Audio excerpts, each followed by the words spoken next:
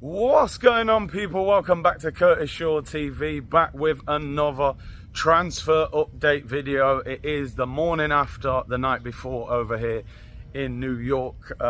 Could be the afternoon or the evening where you are, but it is the morning over here. And of course, there's only really one topic to start with, people, and that is last night's performance against Manchester United. Although it was not much of a performance, let me tell you that indeed. Beaten 2-0 over here in, well, it was in New Jersey in the MetLife Stadium. It was a massive atmosphere in there, over 80,000 fans, huge atmosphere. It was a very hot day, a lot of expectation. People like me predicting 3-1 victories. And when we saw the team sheet, we were very optimistic. You know, Man United had a very mixed team. Kobe Mainoo, I think he's 18 years of age, playing in midfield. Tom Eaton in goal. He's about 70 years of age in goal. I'm joking. Nah, I think he's late 30s, but you know, he had a good game, unfortunately. They had a very mixed team, the likes of Casemiro and Rashford on the bench. And I just couldn't understand the way Arsenal performed. Was it an arrogant performance? Did they think they were just going to turn up and roll this Man United team? I can tell you one thing for sure. Man United played that game like a Premier League game. They kicked us. They rolled over for free kicks. They got in people's faces. They ran. There was a lot of intensity. And we just seemed a little bit off it. We were too nice. And it was a horrible performance by Arsenal. Beaten 2-0. Didn't score a goal. Now, let's be honest. Arsenal missed chances. Gabriel Martinelli misses 2 fantastic chances early in the game.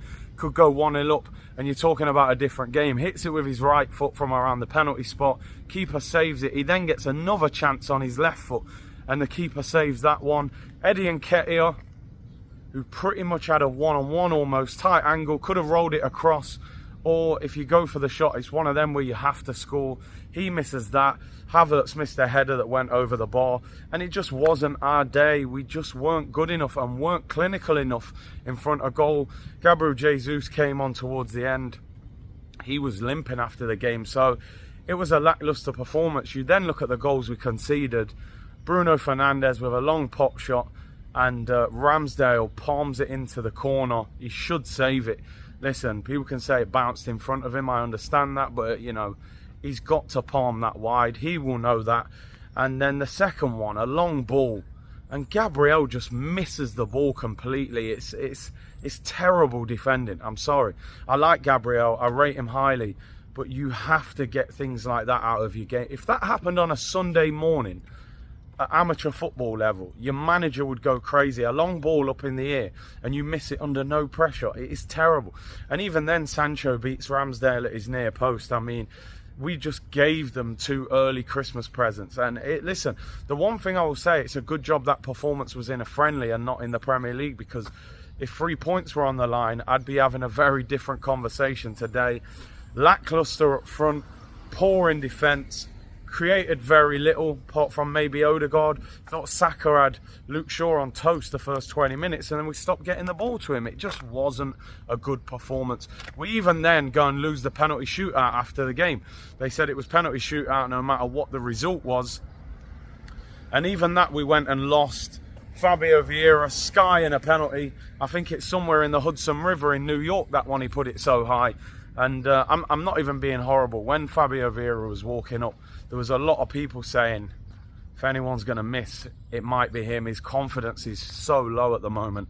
And he puts it over the bar. And of course, Ramsdale didn't save any, which he still hasn't saved the penalty for Arsenal. So the game was a total disappointment. It was a write-off. But Arsenal do go on to play Barcelona this Wednesday, and we have to fight back and bounce back for that one, people. Anyway, let's talk transfers. There's not a lot of transfer news today, but there are a couple of stories that we're going to talk about. Now, one of the big talking points yesterday that was going on, I was in the press area yesterday, so I managed to get a little bit of behind-the-scenes access. Didn't get a question in the press conference this time, unfortunately. I think Arteta was quite annoyed with the defeat, so there was only a few questions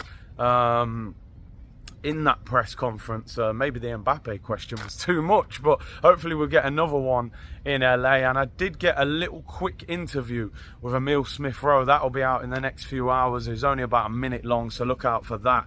So yeah, it was good access. A lot of the general talk was, do Arsenal need a striker?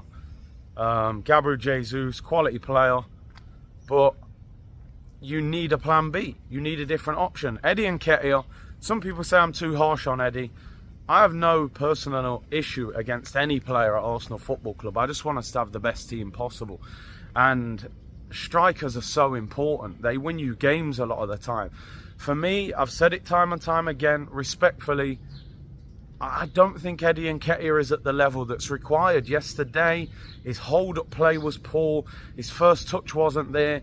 And then he gets a clear-cut chance. Good movement, fair play to him. And he drags it wide. And at the top level of the Premier League, you're not going to get away with that. Lisandro and Varane pocketed him.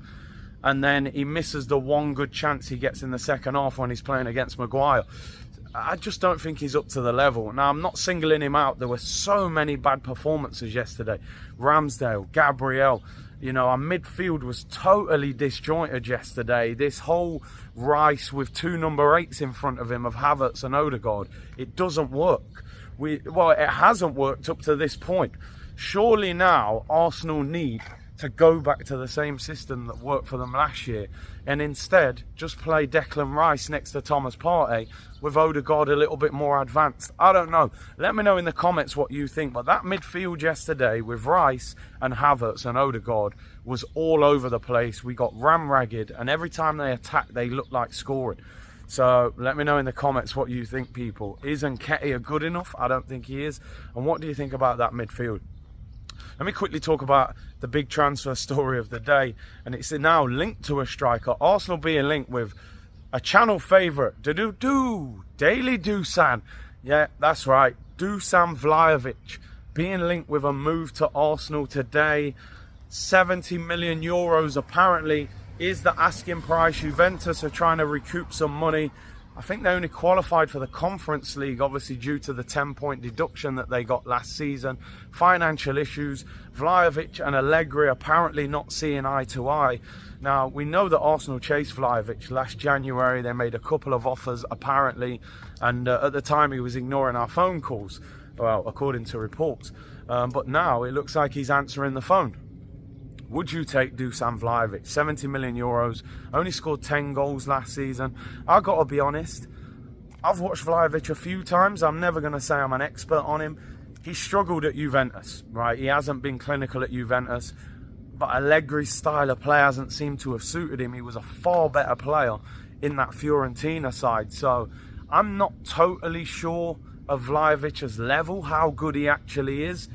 But I do know that we need a plan B. So let me know in the comments, would you pay 70 million euros for Dusan Vlahovic? It's around 62 million pounds. One thing for me is I think we need a striker. I do. I'm not saying Vlahovic is or isn't the answer, but I think we need a striker. If Gabriel Jesus was to get injured for a long period of time, I just don't think we have the cover. The one player that might be half decent cover is following Balogun, and he's being linked again with a move to Inter Milan. According to reports, talks continue. He was an unused substitute yesterday, and it just doesn't look great. I get the feeling that Balogun, as soon as Inter Milan get to a certain number, if they do reach a certain number, Balogun's future could be elsewhere. So very disappointing yesterday. And anyway, let me know in the comments what you think. Balogun, would you cash in on him? Vlahovic, would you go for him? And should Arsenal revert to Rice, Partey and Odegaard in midfield, people? Anyway, today is the final day of the tour in New York. It's been an absolutely brilliant tour. Apart from the actual game, that was probably the worst part of the tour. But thank you to all the fans who came and reached out and showed love after the game. It was crazy, the love that we've been receiving out here. So I really want to thank everyone out here in New York. We've had some fantastic weather as well. What a city, by the way. We go to the West Coast today, LA. We're on our way, people. Barcelona on Wednesday. Although Barcelona's game yesterday was cancelled against Juventus. because a number of sickness bugs going around in their camp, although I have read a report today that the game should go ahead on Wednesday. SoFi Stadium, the home of Stan Kroenke. So looking forward to seeing all the LA Gooners and anyone who's traveling over there. Make sure you give us a shout out. I will have media access hopefully for the game against Barcelona as well, so we'll try and get some questions in. Look out for the short Emile Smith-Rowe interview that I've got coming out in the next few hours. Like the video, subscribe, and let me know about anything we've spoken about today. What did you think of the game yesterday? Should we revert to Rice and Partey in midfield? Do we need a striker? And would you sign Dusan Vlahovic? Take care, everyone. Bless.